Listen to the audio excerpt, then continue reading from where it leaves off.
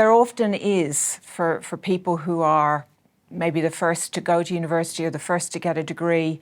There's a lot of people on the sidelines watching, hoping, wanting to see how you'll get on, how you'll do. And I certainly felt the weight of that expectation. Certainly as well in my own discussions with learners that they often feel the responsibility to do well so that they're paving the way for others that are coming behind them. I would imagine for some can be quite a burden to carry. That burden comes across quite significantly. And we don't often recognise it within higher education. And I think for me that's why it's so important actually that we're very conscious of students, particularly those from first and family backgrounds, because if we can support and ensure that they have a positive journey through higher education, in a way we're sending a signal back through the generations that yes, you too can do this, and this is something that is available and open to you as well. You're relatively new to CSU, so what's your role and what's the plan? What are you going to do? My focus is on the higher degree research student journey. So in a way, it's a natural transition for me. I've largely focused on undergraduate studies, researching that particular space, and even pre-degree and equity in that regard.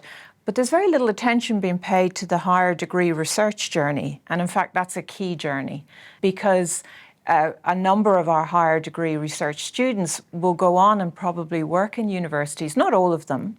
And so if we can encourage more diverse students to consider higher degree research, then in a way we're recreating universities so that it's more reflective of a diverse society. I think CSU is in a really enviable position. It has a wonderful presence in its communities. It has a large geographic footprint. It's often situated in areas that are not well serviced by other universities. So for me, it was a deliberate decision to come to CSU because I can see even greater potential for the university to really engage with those learners from more diverse backgrounds. I think the university is already doing great things in this space, don't get me wrong, but the higher degree research journey is probably a little bit ignored or neglected in terms of equity. And that's probably the last great frontier, if you like, in terms of equity and making sure that we present or cast an equity lens on the higher degree research journey.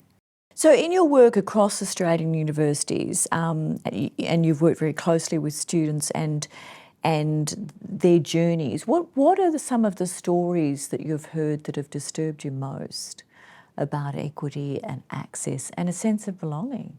It's funny, when you're a qualitative researcher like I am, and I work with people's narratives, the stories stay with you, So, I mean, I think about the students who've told me where they've had to really fight very hard just to get to universities.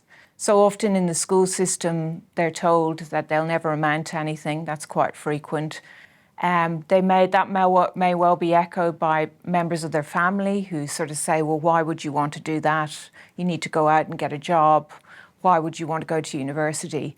And so by the time they get to university, they're already feeling, maybe that they shouldn't be there. So it's often very small things that can make a big difference to them.